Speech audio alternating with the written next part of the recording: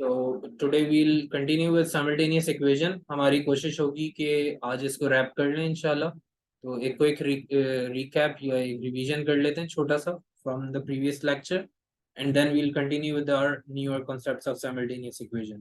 तो सबसे पहले हमारे पास है इस चैप्टर का marking division. So it has marking division of around 4 marks in paper 1।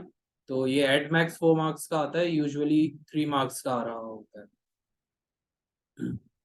Coordinate geometry वर्दा हम इंशाल्लाह नेक्स्ट चैप्टर ही करने वाले हैं कोऑर्डिनेट ज्योमेट्री का, if I am not wrong, या हमने कर लिया है, या we are already done with coordinate geometry, you are late. तो कोऑर्डिनेट ज्योमेट्री को हम फ्राइडे की क्लास में कर सकते हैं। और अच्छा हुआ आपने याद दिला दिया, फ्राइडे की हमने एक एक्स्ट्रा क्लास स्केड्यूल करनी है, तो आप लोगों से मुझे टाइमिंग स्केड्यूलाइज करना था आज।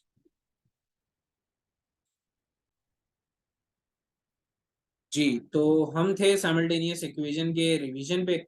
साइमल्टेनियस इक्वेशन में हमारे पास जो सबसे पहली चीज़ है समझने की, वो है मार्किंग। तो ये पेपर 1 में आता है 3 से 4 मार्क्स का, और पेपर 2 में आता है तकरीबन 10 मार्क्स तक। तो पेपर 2 में इसका एक मेजर क्वेश्चन लगा होता है, और ये यूजुअली पेपर 2 में जब आता है तो ये क्या ही आता है, ज़बरदस्त होके आ जाता है। और ऐसा आता है कि बस ना पूछें कैसा आता है। बहुत मसले मसाइल खड़े हो जाते हैं, बच्चों को समझ में नहीं आ रहा होता कि कैसे सॉर्ट आउट होगा, क्योंकि ये वर्ड प्रॉब्लम की फॉर्म में आता है पेपर 2 में। और पेपर 1 में आएगा तो फिर मज़े ही मज़े हैं। पेपर 1 में तो बहुत आसान सा क्वेश्चन आता है, जैसे यहाँ पर आप देख सकते हो, आपके पास दो इक्वेशंस हैं। ये दो इक्वेशंस आपके 4 मार्क्स के लिए काफ़ी होती हैं। 3 से 4 मार्क्स आपको मिल जाते हैं साइमल्टेनियस इक्वेशन पेपर 1 में। अब इन दो इक्वेशंस को जब हम सॉल्व करते हैं तो हम इनको एक साथ सॉल्व करते हैं, जिसकी वजह से इस टॉपिक का नाम पड़ा है साइमल्टेनियस इक्वेशन, यानी एक साथ किए जाने वाली इक्वेशंस। तो हम एक साथ ही कर रहे हैं, we are doing them alongside. तो इसलिए हमने इस चैप्टर का नाम रखा है साइमल्टेनियस इक्वेशन। सब्स्टिट्यूशन का एक कॉन्सेप्ट होता है आपके पास, और एलिमिनेशन एक दूसरा कॉन्सेप्ट है। Both of these methods are usable to solve these two equations, लेकिन I personally recommend you to go with elimination. Substitution को अवॉइड कीजिएगा, क्योंकि हमारी मैथ्स कहाँ है, वेंटिलेटर पे। तो हमारी मैथ्स क्योंकि वेंटिलेटर पे रखी है, तो हमने उससे ज्यादा मेहनत वाला काम नहीं करवाना। उसको हम आसान तरीकों से सॉल्व करवाते हुए क्वेश्चंस को लेकर चलेंगे, ताकि चांसेस ऑफ एरर कम हो जाएं और आपका टाइम भी कम लगे। तो एलिमिनेशन का कॉन्सेप्ट ये है कि आपने सबसे पहले एक अल्फाबेट, जो आपका एक वेरिएबल है, उसे टारगेट करना है। और उस वेरिएबल को टारगेट करने के बाद आपने मेक श्योर करना है कि दोनों ही इक्वेशंस में, उन दोनों इक्वेशंस के पास जो वो वेरिएबल है, जो आपका टारगेट वेरिएबल है, उसका कोफिशिएंट सेम हो जाए। तो मैंने x को टारगेट किया हुआ है यहाँ पे, इफ यू सी, मैंने x को टारगेट बनाया, और मैंने मेक श्योर करना था कि इन दोनों इक्वेशंस में x के कोफिशिएंट सेम हो जाए। तो x का कोफिशिएंट कैसे सेम करूंगा, एक इक्वेशन को पकड़ के मैंने मल्टीप्लाई बाय 5 कर दिया। Look, we had 2 over here and we had 10 over here. तो मैं 10 को तो एज इट इज रखूंगा। इक्वेशन नंबर 1 में से जो 2 है उसको मैंने मल्टीप्लाई करवाना है 5 से, और फिर पूरी इक्वेशन जब 5 से मल्टीप्लाई होगी तो मुझे नजर आ जाएगा that I have got 10x in the first equation as well as 10x in the second equation. अब एक प्रॉब्लम और थी कि सर कोफिशिएंट्स तो सेम हो गए, लेकिन एलिमिनेट कैसे होगा। तो एलिमिनेट करने के लिए इन दोनों इक्वेशंस में x के साइन का भी ऑपोजिट होना जरूरी है। तो x के साइन को कैसे ऑपोजिट करोगे भाई, पूरी इक्वेशन के साइन ऑपोजिट कर दो। जहाँ पे पॉजिटिव 10x, पॉजिटिव 9y और पॉजिटिव 35 था, वहां पे आप नेगेटिव 10x, नेगेटिव 9y और नेगेटिव 35 रखेंगे, और आपकी पूरी इक्वेशन के साइंस ऑपोजिट हो जाएंगे। तो आपका पॉजिटिव 10x और नेगेटिव 10x हो जाएगा एलिमिनेट। साथ में बचा है पॉजिटिव 15y और नेगेटिव 15y, जो बनाएगा 6y of positive, as you can see over here. Then on the right hand side we had 35 of positive and 35 of negative. तो हमारे पास पॉजिटिव 35 और नेगेटिव 35 हो जाएंगे खत्म, और रह जाएगा 0। तो हम रिड्यूस कर चुके हैं अपनी इक्वेशन को on to 6y is equals to 0। तो कुछ इस तरीके से मेरे पास इक्वेशन आ रही है। अब मैंने y की वैल्यू फाइंड करनी है which is turning out to be 0। आपने जो 6 था इसे शिफ्ट करना है दूसरी साइड पे, it was being multiplied with y, जब दूसरी साइड पे भेजेंगे तो डिवाइड हो जाएगा, तो आप रह जाएंगे with y is equals to 0/6, जो कि बन जाता है 0, और ये हो जाएगा आपका आंसर फॉर y। अब y का जो आंसर आया है इसको आप पिक करें और पुट कर दें किसी भी एक इक्वेशन में आउट ऑफ दीज टू। इन दोनों इक्वेशंस में जिस पे भी आप चाहें y की वैल्यू पुट इन करें और x को फाइंड कर लें। अब मेरे पास इक्वेशन नंबर 1 थी जिसको मैं समझ रहा था कि यूज किया जा सकता है, तो आई यूज्ड इक्वेशन नंबर 1। आप चाहें तो इक्वेशन 2 भी यूज कर सकते हैं। I place the value of y which was 0 over here, और फिर हमने सॉल्व करते हुए x को फाइंड कर लिया which is turning out to be 7/2 और 3.5। तो अब ये आपके ऊपर है, आप चाहें तो मिक्स फ्रैक्शन में आंसर दें, इम्प्रॉपर फ्रैक्शन में आंसर दें, डेसिमल में आंसर दें, या आंसर ही ना दें, ये आपकी चॉइस है। आपका जो दिल चाहे वो कीजिएगा। एग्जामिनर ने जो है हर फॉर्मेट ऑफ आंसर पे आपको इक्वल मार्क्स ग्रेड करने, he won't like reduce the marks being rewarded on the type of answer. तो आप डेसिमल में आंसर देंगे तब भी आपको फुल मार्क्स रिवॉर्ड हो जाएंगे if the answer is correct. Now moving forward, we had a couple of questions for you guys. आप लोगों ने इन क्वेश्चंस को सही से सॉल्व कर लिया था, और ये फिर मैंने स्टेप्स लिख दिए थे जो अभी मैं एक्सप्लेन करता हुआ आ रहा हूँ। वही स्टेप्स यहाँ पर इंग्लिश में लिखे हुए हैं, मैंने अभी आपको उर्दू में बता दिए। तो I hope this is not perfectly clear. तो अब यहाँ से हम जंप मारेंगे on to our paper 2 questions. तो पेपर 2 के जो क्वेश्चंस हैं उनमें दो ही टाइप के क्वेश्चंस आते हैं मेजरली। एक होता है आपके पास एरिया के वर्ड प्रॉब्लम्स का क्वेश्चन, और दूसरा होता है स्पीड के वर्ड प्रॉब्लम्स का क्वेश्चन। तो पहले हम करेंगे एरिया से रिलेटेड।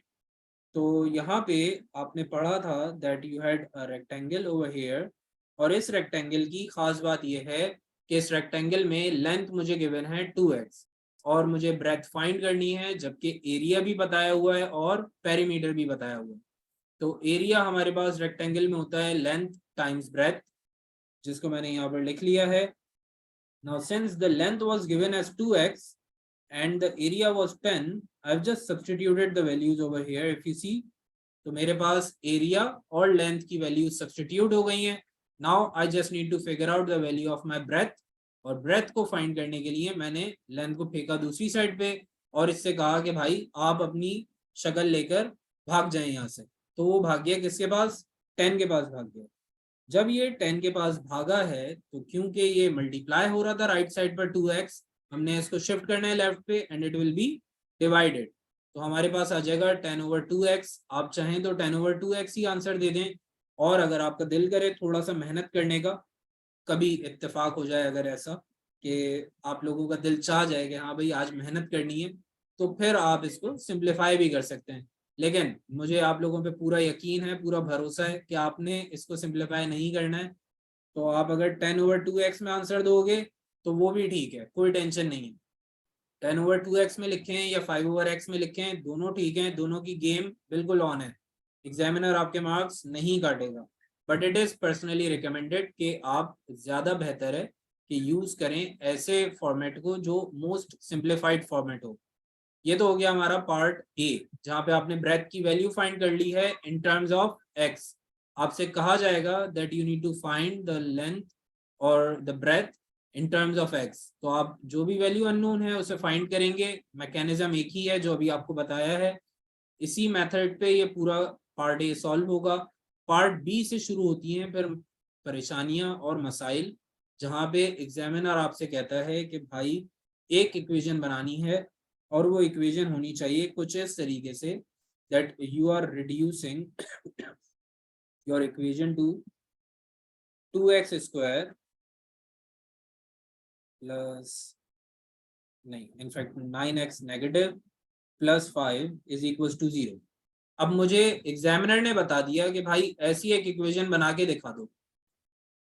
एग्जामिनर ने कहा कि भाई अभी आप फुल हैवी चल रहे हैं, पार्ट ए में आपने आंसर निकाल दिया है ब्रेथ का बिल्कुल ठीक ठीक, तो अब आप में अगर हिम्मत है तो आप मुझे ये इक्वेशन बनाकर दिखाएं। तो अब मैं कैसे बनाऊंगा इस इक्वेशन को? इस इक्वेशन को बनाने के लिए मैंने वापस जाना है अपने क्वेश्चन की तरफ और देखना है गिवन सेट ऑफ वैल्यूज को। तो मेरे पास लेंथ गिवन है, that's okay. I have already used area previously, part A में मैंने एरिया को यूज कर लिया था। तो जब भी कभी आप कोई लेंथ या ब्रेथ फाइंड करना चाहें तो आप एरिया को यूज करेंगे, और अगर आपने बनानी है इक्वेशन तो आप क्या यूज करेंगे, पेरीमीटर। तो एरिया कब यूज होता है, किसी लेंथ या ब्रेथ को फाइंड करते हुए, और पेरीमीटर का फॉर्मूला यूज होता है इक्वेशन बनाते इक्वेशन बनाते हुए। तो इस बात का जरूर ध्यान रखें कि अगर मुझे क्वेश्चन में कहा जाए that I need to find the length और द ब्रेथ, तो मैं यूज करूंगा एरिया को। और अगर मुझे कहा जाए that I need to find the perimeter, तो फिर मैं यूज करता हूं पेरीमीटर के साथ इक्वेशन को। Like if I am asked to find the perimeter, equation use होगी, and if I am asked to find the equation, तो फिर पेरीमीटर यूज होगा। तो पेरीमीटर और इक्वेशन एक साथ चलेंगे, और लेंथ या ब्रेथ और एरिया एक साथ चलेगा। तो एरिया के साथ आप लेंथ या ब्रेथ को यूज करते हैं, ब्रेथ फाइंड करनी है एरिया का फॉर्मूला, एरिया फाइंड करना है ब्रेथ या एरिया वाला formula. Then if you are asked to find the equation, form an equation, perimeter का फॉर्मूला पकड़ के लाएंगे फौरन से, उसको रखेंगे, वैल्यू सब्स्टिट्यूट करके सॉल्व कर देंगे। तो इक्वेशन के साथ पेरीमीटर और ब्रेथ के साथ एरिया, ये आपने याद रखना है। अब मुझे कहा जा रहा है that I need to form an equation as 2x square minus 9x plus 5 is equals to 0। Equation इन्होंने मुझे बता दी है और मुझे कहा है कि भाई ये इक्वेशन बना के दिखा दो। अगर आप में हिम्मत है तो ये इक्वेशन बना के दिखा दो। तो बना देंगे हम इक्वेशन। पेरीमीटर का फॉर्मूला याद है मुझे, which is 2l plus 2b।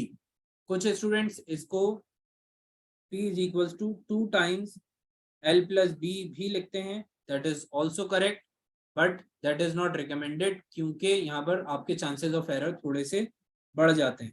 तो आप अगर 2l प्लस 2b यूज करेंगे तो मुझे दिल से अच्छा लगेगा, अगर आप यूज नहीं करेंगे तो कोई टेंशन नहीं है, आप दूसरा फॉर्मूला भी यूज कर सकते हैं। So what ever is convenient for you, you can use that.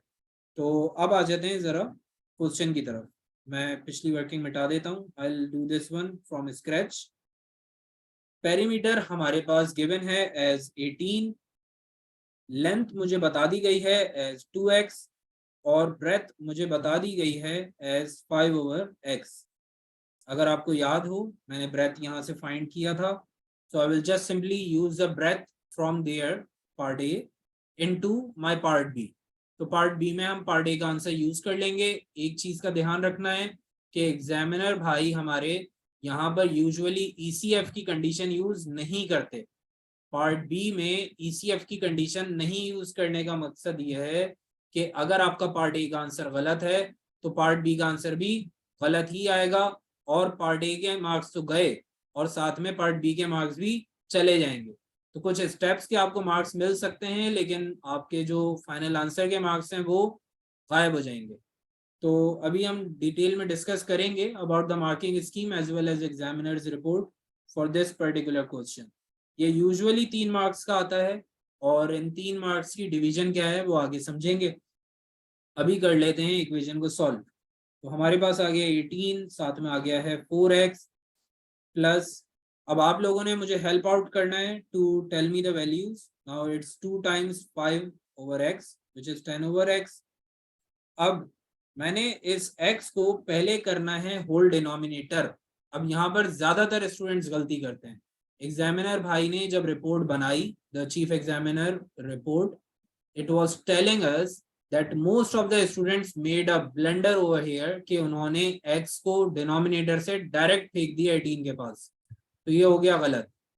इसकी वजह यह है कि एक जो आपका डिनोमिनेटर होता है, एक हो या जितने भी हो डिनोमिनेटर्स, वो उस वक्त तक स्विच नहीं कर सकते अपनी पोजीशन जब तक वो होल डिनोमिनेटर में ना हो। तो अभी हमारा x होल डिनोमिनेटर में नहीं है, तो हमें पहले इसको होल डिनोमिनेटर में लाना है और फिर हम लेकर जाएंगे इसे दूसरी साइड पर। तो होल डिनोमिनेटर बनाने का तरीका क्या है, आप x को पकड़ें और मल्टीप्लाई करवा दें 4x के साथ, क्योंकि यहाँ पे डिनोमिनेटर में क्या है 1। So I multiply the numerator and denominator with x, so we will be having 4x square plus 10 whole over x like this. तो अब ये x जो है ये एज अ होल डिनोमिनेटर आ चुका है, और अब जो मैं इसको लेकर जाऊंगा दूसरी साइड पे, तो मुझे ये बताएं कि दूसरी साइड पे क्या आ जाएगा। कोई बता सकता है? What will I have on the other side?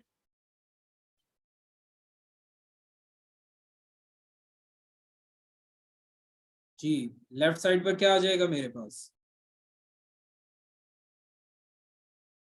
I will have 18x on the left side, and on the right side I will have 4x square plus 10। तो कुछ इस तरीके से मेरे पास इक्वेशन रिड्यूस हो चुकी है, लेकिन अभी भी हमारे पास एक साइड पर इक्वल्स टू 0 नहीं है। तो हम क्या करेंगे, 18 को बोलेंगे कि भाई आप चले जाओ जरा राइट साइड पे, ताकि हमारे पास लेफ्ट साइड पे क्या रह जाए, सिर्फ 0 रह जाए, लाइक दिस। तो अब मेरे पास लेफ्ट साइड पे आ गया 0। अब मैं कर देता हूं इनको अरेंज। तो कोई मुझे अरेंज करके बता सकता है what is going to be the arranged form of this equation? Yes, anyone?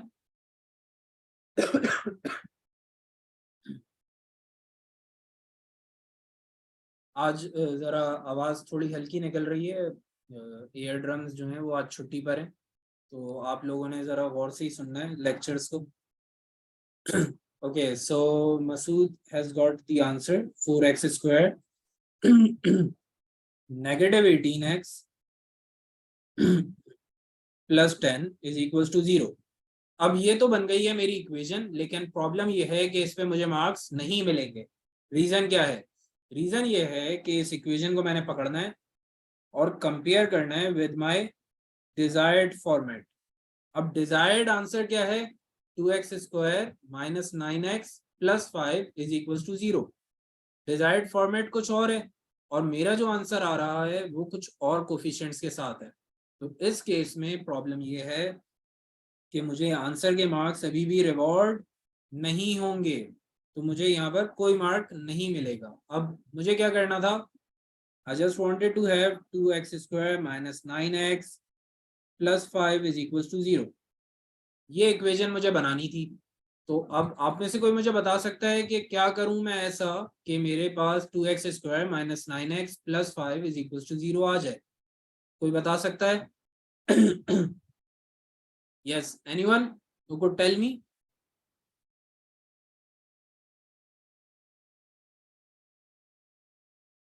Exactly, very good, Ramsha. So we can, okay, Vardha, we won't be taking the middle term breaking, क्योंकि अगर आप middle term breaking करते हैं तो आप factorise कर देंगे। You don't want to factorise it, you just want to reduce the terms. हम टर्म्स को रिड्यूस करना चाहते हैं ताकि 4 जो है वो 2 बन जाए, 18 की जगह पे 9 आ जाए और 10 की जगह पे 5 आ जाए। तो कुछ इस तरीके से हम ब्रेक डाउन करना चाहते हैं टर्म्स को। तो हम क्या करेंगे, पूरी इक्वेशन को डिवाइड बाय 2 कर देंगे। Divide equation by 2। आपने कोशिश करनी है कि जो भी आप एक स्पेसिफिक काम करते हैं, like if you are taking square root, if you are taking square, आप कॉमन लेते हैं या आप मल्टीप्लाई करवाते हैं, तो वो हर एक स्टेप पर आप अपनी वर्डिंग लिख दें। Like if you are dividing the equation by 2, you should write it like this, which I have written down। आप डिवीजन की जगह पे पूरा का जो वर्ड है डिवीजन वो भी लिख सकते हैं और सिंबल भी लिख सकते हैं। So both of them are acceptable. तो अब हमने डिवीजन की है, I have divided the equation by 2 and I have reduced my equation towards 2x square minus 9x plus 5 is equals to 0। Now if you see, I've got the exact same answer as my question was asking me। तो जैसा मेरे question में पूछा जा रहा था, बिल्कुल वैसा ही इक्वेशन फॉर्मेट मैंने रिड्यूस कर दिया है, which means that my working is absolutely fine। अब मार्किंग स्कीम समझ लेते हैं, लेकिन उससे पहले मुझे आप लोगों से चाहिए होगा confirmation. If all of you are perfectly clear with this, या किसी को कोई क्यूरी है? Yes, anyone having any sort of Curie?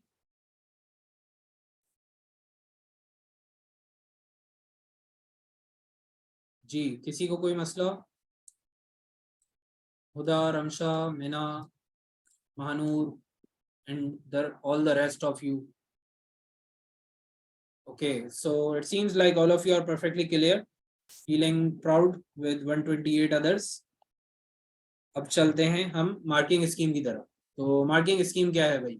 Marking scheme ये है कि आपके पास क्वेश्चन था 3 मार्क्स का, अब 3 मार्क्स की डिवीजन कैसे होगी ये समझना है।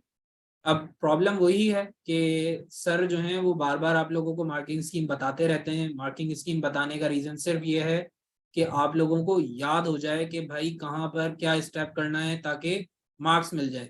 स्कूल वालों ने नहीं बताना है आपको, स्कूल वाले चूना प्रो मैक्स हैं, तो उनसे आप कुछ उम्मीद नहीं रखिएगा कि वो आपको मार्किंग स्कीम बताएंगे, इसीलिए आपको मैं बता देता हूँ। मार्किंग स्कीम का सीन ये है कि इस पार्ट में आपको यूजुअली 3 मार्क्स रिवॉर्ड किए जाते हैं। पहला मार्क होता है आपकी लॉजिक पे, आपने एरिया का फॉर्मूला यूज किया है या आप पेरीमीटर यूज कर रहे हैं, सबसे पहले एग्जामिनर ये जज करता है। तो जब आपने यहाँ पर पेरीमीटर का फॉर्मूला लगाया है तो आपको 1 मार्क मिल जाएगा यहाँ पे। As soon as you have written down this particular formula, आपको मिल गया 1 मार्क। उसके बाद आप चलते गए अपनी वर्किंग पे और यहाँ पर आपको मिलेगा दूसरा mark over here. As soon as you have reduced your equation and you have got your final answer, तो आपको मिल जाता है तीसरा मार्क। यूजुअली ये 3 मार्क पे ही आता है, 4 मार्क्स पे अगर आएगा तो आपको 2 स्टेप्स जो हैं वो या 2 मार्क्स जो हैं वो आपके स्टेप्स पर मिलेंगे और ऑलमोस्ट हर 2 स्टेप्स के ऊपर 1 मार्क मिल जाएगा आपको। So if you have performed 4 steps, you would be rewarded 2 marks in that case. But 4 marks का क्वेश्चन बहुत रेयर है, ये यूजुअली नहीं मिलेगा आपको। ये 4 मार्क्स का क्वेश्चन बिल्कुल ऐसे ही रेयर है जैसे हमारे पॉलिटिशियंस में जिम्मेदारी और ईमानदारी, तो बिल्कुल वैसे ही 4 मार्क्स का क्वेश्चन यहाँ पर रेयर होता है। तो अब आ जाते हैं जरा पार्ट ए से रिलेट करते हुए पार्ट बी की तरफ कि भाई पार्ट ए में अगर मेरी ब्रेथ हो गई गलत, मैंने एक बहुत अच्छा कारनामा अंजाम दे दिया पार्ट ए में और मेरा जो आंसर है वो कुछ और ही आ गया, like both of my friends are fighting for the answer to be 5/x और 10/2x, ले मी जिसका आंसर आ गया अफ्रीका। तो अगर आपने ब्रेथ को फाइंड कर लिया एज अफ्रीका, तो अब प्रॉब्लम क्या हो गई कि आपने जो आंसर निकाला वो कम्प्लीटली डिफरेंट है compare to what the other students were getting. तो अब यहाँ पर जो ब्रेथ का आपको मार्क मिलना था वो नहीं मिलेगा, ये यूजुअली 1 मार्क का पार्ट होता है। 1 मार्क का ये पार्ट होगा, यहाँ पर आपके जो मार्क्स हैं वो सिर्फ आंसर पे ही रिवॉर्ड किए जाएंगे। अब क्योंकि आप आंसर गलत निकाल चुके हैं तो एग्जामिनर भाई हमारे चाचा मुश्ताक तो हैं नहीं जिन्होंने हमें गलत आंसर पे भी मार्क्स देने, तो वो आपको 0 दे देंगे। तो यहाँ पर आपको नजर आएगा एक बड़ा सा अंडा। तो जब यहाँ पर आपको मिल गया 0 तो ब्रेथ हो गई गलत। अब आप जब आगे की वर्किंग करेंगे पार्ट बी की, तो आपने यहाँ पर ब्रेथ क्या उतारनी है, गलत उतारनी है। तो आपको 1 मार्क मिलेगा फॉर्मूला का, और फिर दूसरा मार्क डिपेंड करता है कि एग्जामिनर मार्किंग स्कीम कैसी डिजाइन करते हैं। If the examiner is allotting the second mark for the steps, अगर स्टेप के मार्क हैं तो फिर दूसरा मार्क मिल जाएगा। लेकिन कभी कभार ऐसा होता है कि हमारे जो एग्जामिनर भाई हैं वो स्टेप के बजाय स्टेप की वैल्यू पे मार्क्स अलॉट करते हैं, like what is the value over here. अगर एग्जामिनर भाई ने इस वैल्यू सेट के ऊपर आपको मार्क्स अलॉट किया तो फिर आपका सेकंड मार्क भी गायब, आपको नहीं मिलेगा सेकंड मार्क। लेकिन अगर उन्होंने स्टेप्स में मार्क्स देने हुए तो आपको यहाँ पर सेकंड मार्क दे देंगे। So that's completely your luck. लेकिन जो थर्ड मार्क है वो श्योर शॉट गायब हो जाएगा, क्योंकि आपका जो आंसर है, आपकी जो इक्वेशन है वो कभी भी उनकी गिवन इक्वेशन से मैच नहीं करेगी। तो कुछ इस तरीके से बनती है marking scheme for this particular part. आगे चलते हैं। अब समझना यह है कि इस पार्ट के बाद जो हमारा पार्ट सी है वहां पे हमसे क्या पूछा जाता है और उसके पर्टिकुलर क्वेश्चन के सॉल्यूशंस को हम कैसे जनरेट करेंगे। तो मेरे पास इक्वेशन आ गई है 2x² minus 9x plus 5 is equal to 0। अब एग्जामिनर आपसे ये कहेगा पार्ट सी में कि hence find the length of rectangle. तो आपसे एग्जामिनर क्या कह रहा है कि भाई मुझे अब आप रेक्टेंगल की लेंथ फाइंड कर दें। तो रेक्टेंगल की लेंथ कैसे फाइंड करूंगा मैं? What I will do is I will just simply use my equation from here, और यहां से इक्वेशन यूज करने के बाद मुझे इस इक्वेशन को सॉल्व करना है।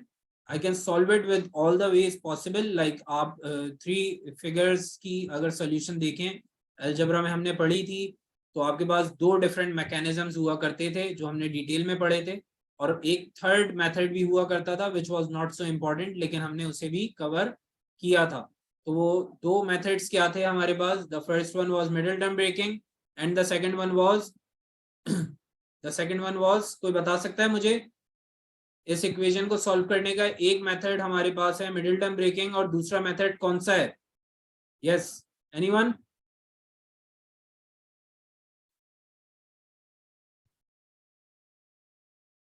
अगर मैं मिडिल टर्म ब्रेकिंग से सॉल्व नहीं करना चाह रहा हूं तो I would take quadratic equation. Very good.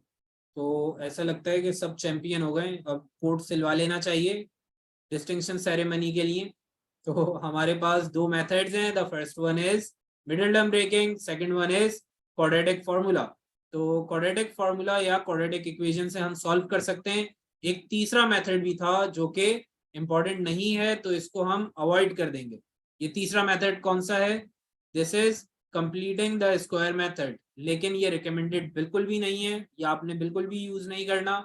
आप या तो मिडिल टर्म ब्रेकिंग कर लें या फिर क्वाड्रेटिक कर लें, लेकिन क्योंकि आप पेपर 2 में हैं तो मैं आपको पर्सनल अपनी सजेशन दे देता हूँ एक, कि आप कोशिश कीजिएगा कि राइट अवे क्वाड्रेटिक पे चले जाएं, क्योंकि एग्जामिनर क्या करता है, एग्जामिनर आपको इक्वेशंस ही ऐसी देता है जो मिडिल टर्म से सॉल्व नहीं हो सकती। इन 99% ऑफ द केसेस पेपर 2 की इक्वेशंस मिडिल टर्म ब्रेकिंग से सॉल्व नहीं होंगी।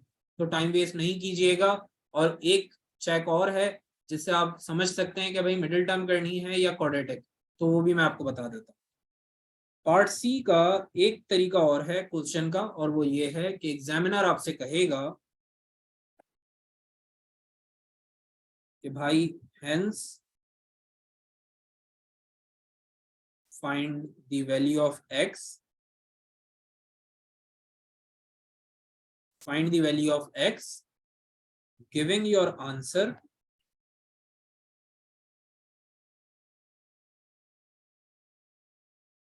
correct to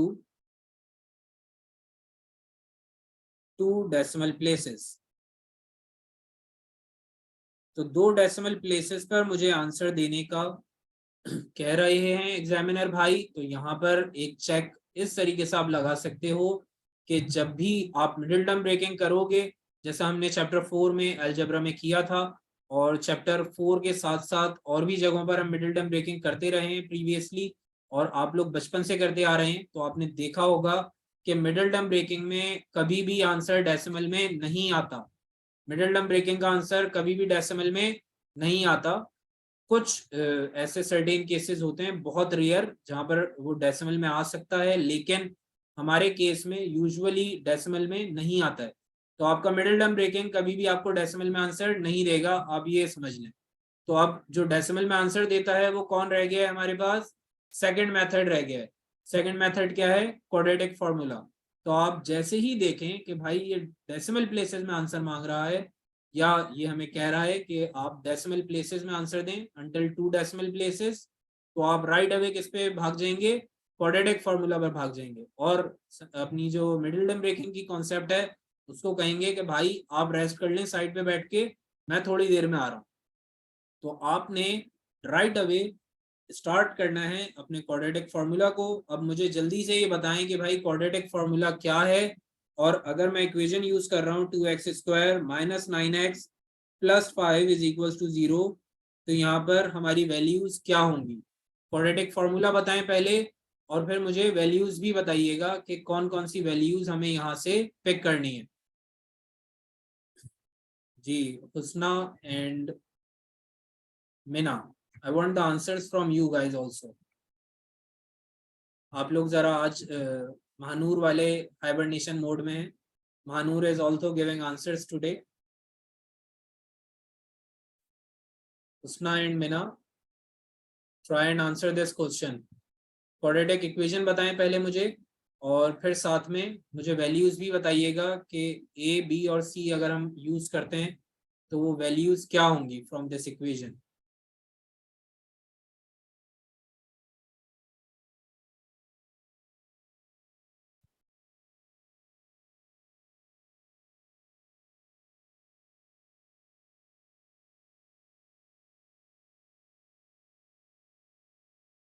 yes, what is the quadratic equation?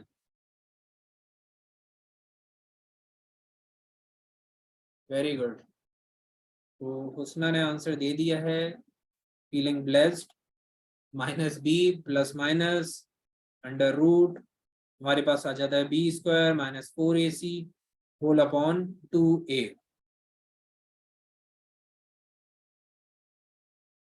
Okay, so we have got our quadratic formula.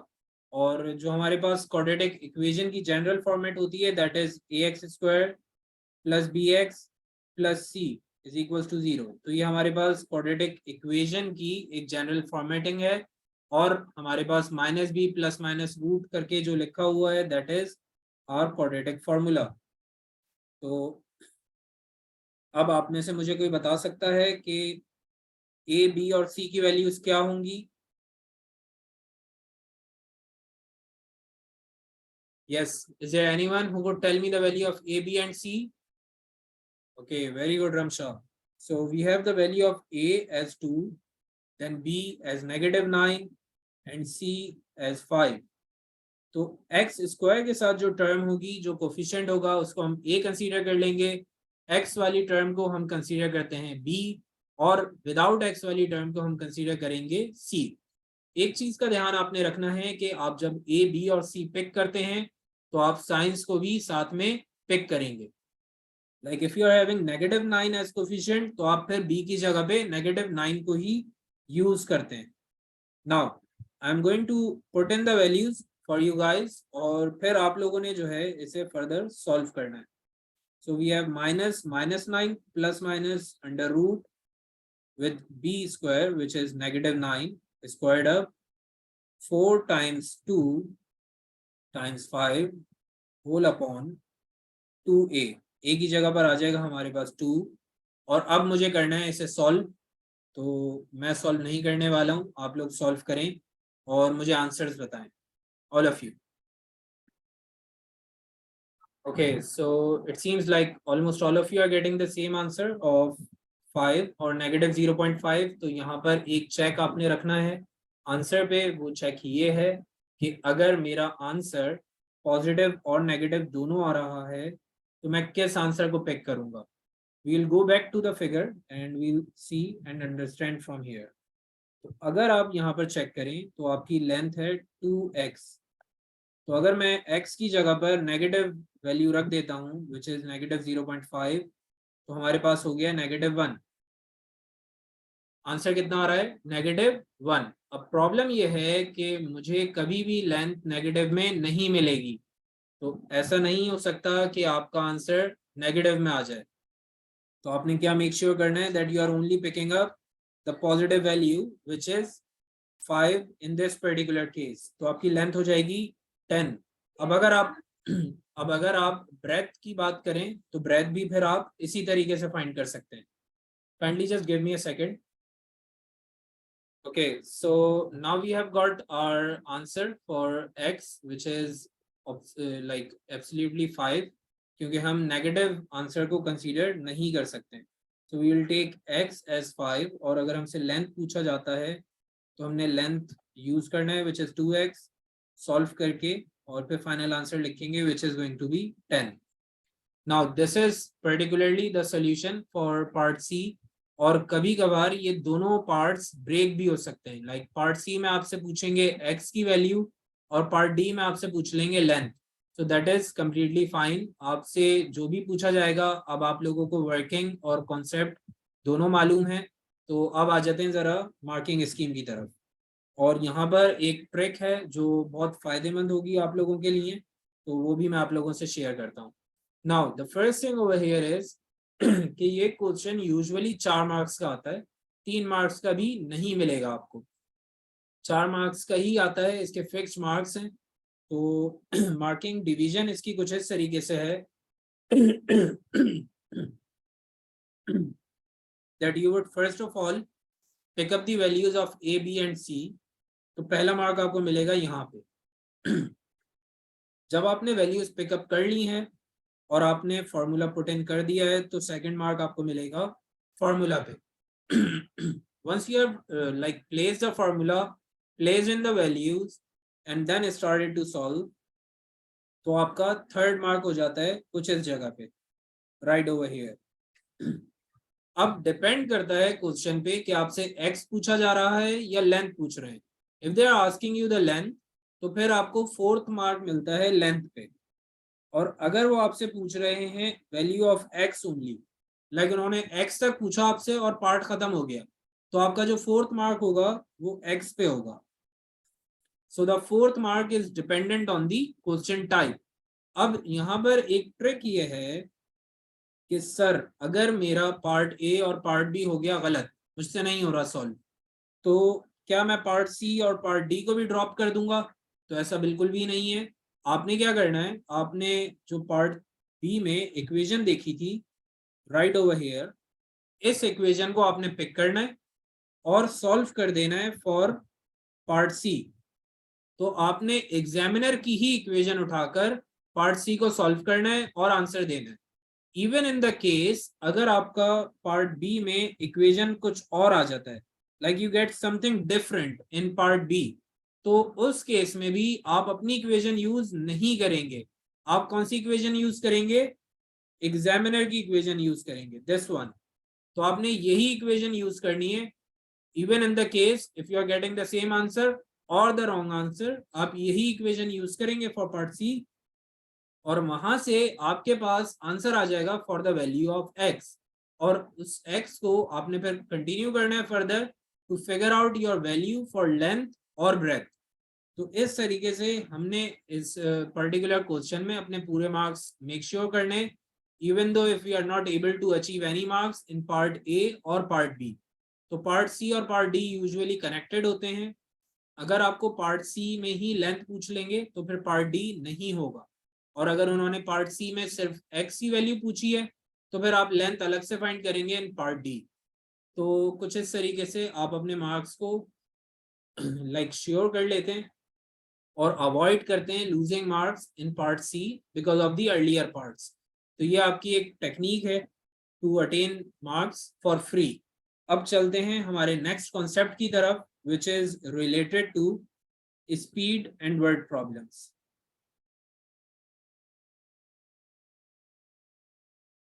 Speed and word problems. तो अब हम स्टार्ट करेंगे अपना second concept for paper 2 of simultaneous equation. लेकिन इसको स्टार्ट करने से पहले मुझे आप लोगों से कंफर्मेशन चाहिए होगा whether you all are perfectly clear with the previous concept of area and word problems, or is there anyone having any sort of query? किसी को कोई प्रॉब्लम है या सबको क्लियर है सारे कॉन्सेप्ट्स?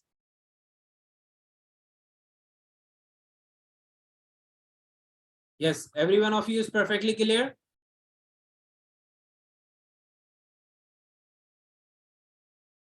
ओके तो अब चलते हैं हम स्पीड एंड वर्ड प्रॉब्लम्स की तरफ। तो स्पीड और डिस्टेंस से रिलेट करते हुए जो वर्ड प्रॉब्लम्स आते हैं वो काफ़ी डिफिकल्ट होते हैं compare to the area word problems. तो यहाँ पर हमारा थोड़ा सा टाइम लगेगा ज़्यादा और हमें दिमाग भी थोड़ा सा ज़्यादा लगाना होगा।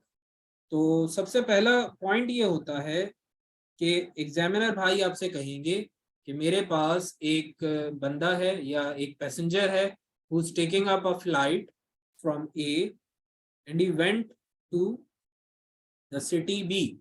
तो सिटी A से इन्होंने एक फ्लाइट ली, he flew all the way towards city B। अब ये फ्लाइट भी हो सकती है और ये कार में ट्रेवल भी हो सकता है, दोनों टाइप के क्वेश्चंस आते हैं।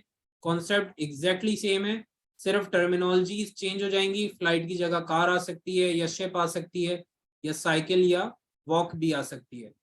So the person is moving from A towards B। तो जब ये ए से फ्लाई करता है तो इसने ए से फ्लाई करना है टूवर्ड्स बी, तो ये हमारी हो गई है travelling number 1। This is travel number 1। यहाँ पर एग्जामिनर भाई आपसे कहेंगे that he flew from A towards B at a time of x. तो हमारे पास टाइम कितना आ गया, x आ गया। The examiner is saying that you are basically having a distance of 350 kilometers. तो इन्होंने हमें डिस्टेंस भी बता दिया which is 350 kilometers. Now they are saying that you need to find the speed in terms of x. तो ये आपसे कहेंगे कि भाई हमारी जो जर्नी है A से शुरू हुई है and it went all the way until B. We need to find the speed in terms of x। तो अब इसको जरा सॉल्व करें आप अगर, तो आप देखेंगे कि पार्ट ए हमें गिवन है as find the speed in terms of x, और मुझे इसके लिए दिए जाते हैं 2 मार्क्स। यूजुअली ये 2 मार्क्स का आता है या 1 मार्क का आ सकता है, लेकिन 2 से ज्यादा मार्क्स का ये कभी भी नहीं होगा। तो 1 या 2 मार्क्स के बीच में इस पार्ट ने होवर करना है। अब अगर मैं बात कर लूं इस सॉल्यूशन की, तो इस पार्ट में सॉल्यूशन बनाते हुए मैंने सबसे पहले ये मेक श्योर करना है that I am using the formula of speed, क्योंकि हमारे पास है स्पीड, डिस्टेंस और टाइम। तो इन तीनों क्वांटिटीज को रिलेट करने के लिए मेरे पास सिर्फ और सिर्फ एक ही फॉर्मूला है। आप में से कोई बता सकता है मुझे फॉर्मूला क्या होगा? Yes, what is going to be my formula? S is equals to d over t। तो अब मुझे S is equals to d over t पता चल गया है। मेरे पास speed equals to distance over time formula हुआ करता था। I just need to pick up the values from the question and substitute. तो मुझे डिस्टेंस बताएं कितना गिवन है, 350, और टाइम गिवन है x। वेरी गुड मसूद, छा गए आप। तो आप आ गए और छा गए। अब मेरे पास स्पीड आ चुकी है for the first part, initial जो पार्ट है जर्नी का, उसके लिए स्पीड आ गई है इन टर्म्स ऑफ x। तो हम इसको नाम दे देंगे s1। यहां से आगे चलते हुए मुझे इन्होंने कहा in the very next part that the returning flight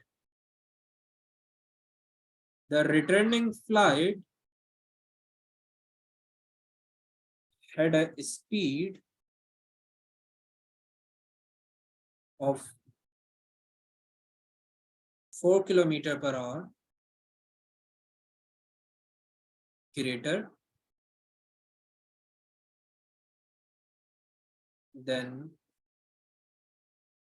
S1. Form an equation if the sum of speed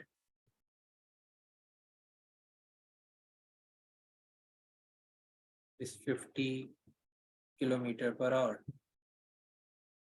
तो ये कुछ इस तरीके से पार्ट बी दिया जाता है। अब प्रॉब्लम क्या है पार्ट बी में कि इसमें डाटा बहुत ज्यादा है। जब डाटा ज्यादा हो जाता है तो हमें डाटा को हैंडल करना थोड़ा सा डिफिकल्ट लगता है, और इसीलिए इस पर्टिकुलर पार्ट पे आपको मिलते हैं 4 मार्क्स। यूजुअली ये 4 मार्क्स का होता है या 3 मार्क्स का होता है, 3 से कम नहीं होगा और 4 से ज्यादा भी नहीं होगा। तो हम इसको 4 मार्क्स पे रखकर सॉल्व करते हैं। द फर्स्ट थिंग इज कि आपने सबसे पहला काम ये करेंगे कि डाटा को हाईलाइट कर लेना है। जैसे ही आप डाटा हाईलाइट करेंगे आपको नजर आना शुरू हो जाएगा that you are having a returning flight. आपकी जो फ्लाइट है वो एक रिटर्निंग फ्लाइट है। Now you are coming back from B to A over the same distance. तो ये एक रिटर्निंग फ्लाइट है, स्पीड गिवन है which is bit higher than the previous. तो प्रीवियस स्पीड हमारे पास थी 350 ओवर एक्स। अब जो मेरी स्पीड है that is 4 kilometre per hour ज्यादा हो चुकी है। And they are saying that the sum of speed is 50। तो मेरी स्पीड 1 और स्पीड 2 अगर मैं ऐड कर देता हूं तो सम कितना आ जाएगा सम कितना आ जाएगा मेरे पास 50 आ जाएगा। So what I will do is I will first of all find the value of returning journey. So returning speed would be very similar to the ongoing speed, but a bit more. तो 350 over x हमारी previous speed थी, which was from A to B. अब जब हम वापस आ रहे हैं, so on the returning journey, my speed is 4 kilometer per hour greater. 4 kilometer per hour ज्यादा हो चुकी है मेरी speed. So I will simply add 4 in my previous speed. I hope this is perfectly clear. अगर किसी को कोई problem या कोई क्यूरी है इसमें, just feel free to ask. सबको क्लियर है? Anyone having any sort of query?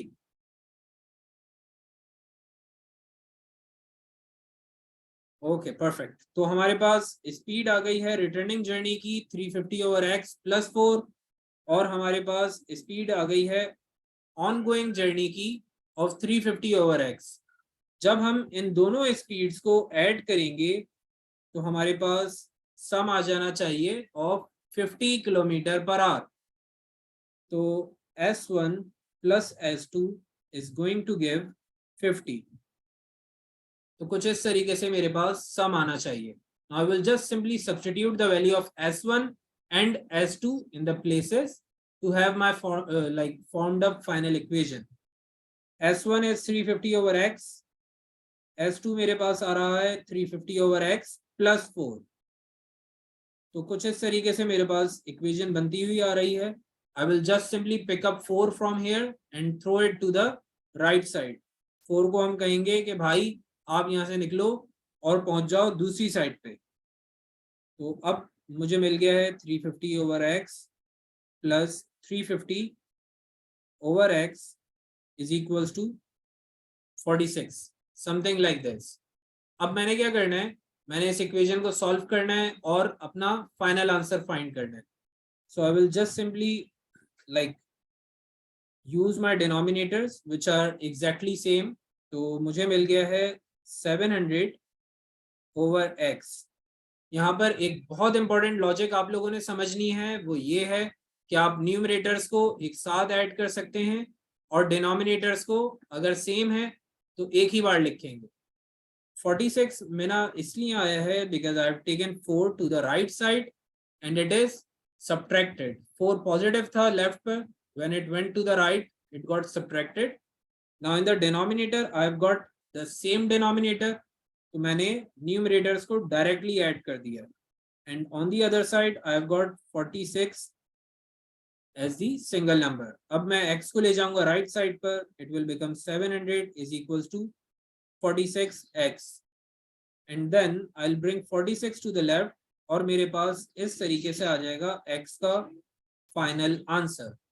I hope this is perfectly clear. अगर इसमें कोई क्यूरी है आप में से किसी को तो फील फ्री टू आस्क, और इसको फिर हम इतना ही रखेंगे आज के लिए. But before leaving I need a confirmation from all of you. सबको क्लियर है? Yes, everyone is perfectly clear with this concept. Okay, तो हमारे पास ये एक कॉन्सेप्ट था जो कि रिलेटिवली इजियर कॉन्सेप्ट है, जहाँ पे आपको टाइम गिवन था इन टर्म्स ऑफ एक्स और आपको स्पीड फॉर्म करनी थी विद द एक्स. लेकिन एक और टाइप का क्वेश्चन आता है यहाँ पे विच इज रिलेटिवली डिफिकल्ट, और वो होता है टाइम के लिए. लाइक यहाँ पर अगर आप देखें, आपको स्पीड अननोन दे दी थी इन्होंने, लेकिन एक और जो डिफिकल्ट टाइप है वहां पे टाइम अननोन होता है and you are asked to figure out an equation with respect to that particular solution. तो वो इंशाल्लाह हमने कवर करना है नेक्स्ट क्लास में. आज के लिए रखते हैं इतना ही, फिर इंशाल्लाह आप लोगों से मुलाकात होगी ट्यूसडे को. टेक केयर एवरीवन, अल्लाह हाफिज.